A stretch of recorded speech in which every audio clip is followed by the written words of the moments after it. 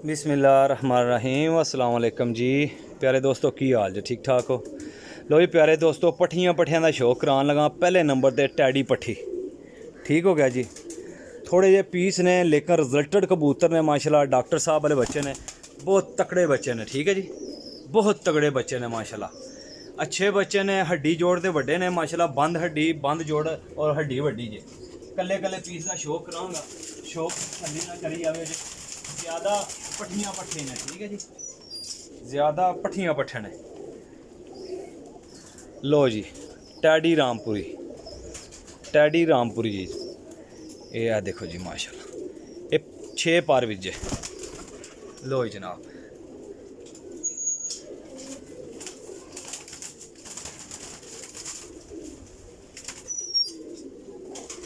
दूजे नंबर ते फिर टैडी रामपुरी जी।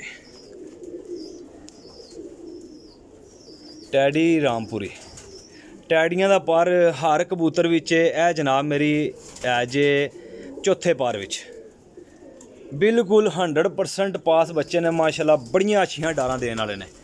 बहुत तगड़े बच्चे ने। पट्ठियां पट्ठे बने ने तैयार होए ने माशाल्लाह जी। इस टाइम जेड़ा भरा भी लेगा जे इंशाल्लाह याद करेगा जे ठीक है।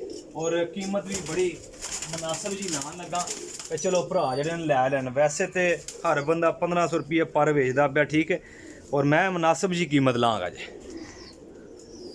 मैं क्या जेह्ड़ा भरा भी ले इंशाल्लाह ताला एक बार लैके जमाए बाकी गल बात दी है इंशाल्लाह।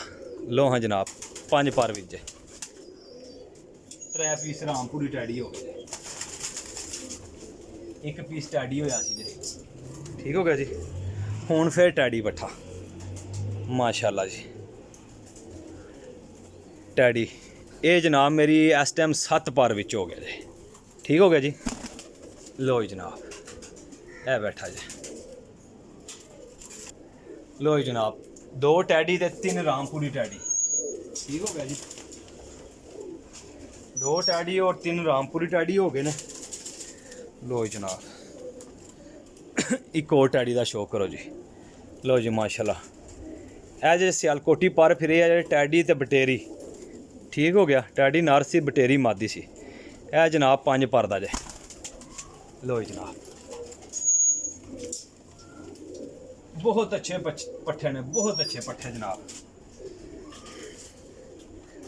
लो जी जनाब ए कमगर और टैडी जे। कमगर और टैडी लो जी जनाब दुमा बंद ने इंशाल्लाह ताला। ए हो गए जनाब 7 पीस।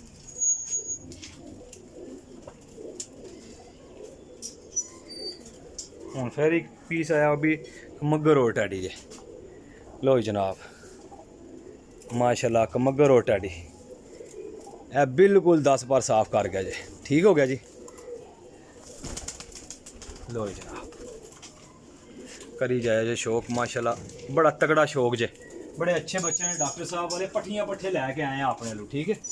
पट्ठियां पट्ठे वड्डे पीस इस गल्ले आंदे ने कि मैं क्या जेड़ा बंदा भी लेगा ना इंशाल्लाह याद करेगा। कबूतर अच्छे उड़ते ने परवाज़ां एक मगरां ते टड़ियां च बने जे पट्ठा क्रीज लगे ने। ए जनाब 8वें पार विच जे 8वें पार विच जे माशाल्लाह।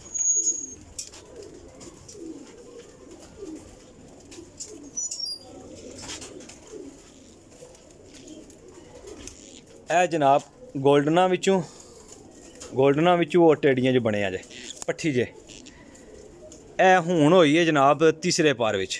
सब तो आला क्वालिटी दी चीज़ जे आला क्वालिटी दी। इंशाल्लाह याद करोगे पट्ठी उड्डेगी ते। लो जनाब टोटल 10 पीस ठीक हो गया जी। पट्ठियां पट्ठे 10 पीस 1300 रुपये पर जे। लोकेशन मेरी जेलम सराय आलमगीर जे कार्गो पूरे पाकिस्तान विच। इंशाल्लाह ताला जेड़ा भरा भी लेगा वो याद करेगा। ए रामपुरी बहुत अच्छे काम करते जे। रामपुरी पीस बहुत अच्छे काम करते ना। रिजल्ट मैं अगे भी दिते ने 2-3 थावां ते माशाल्लाह बड़ा अच्छा रिजल्ट आया सी इन्हां दा ठीक है। बहुत अच्छा रिजल्ट आया सी जे। लो जी जनाब टोटल 10 पीस 1300 रुपये पर। ओके जी अल्लाह हाफिज़ रब रखा।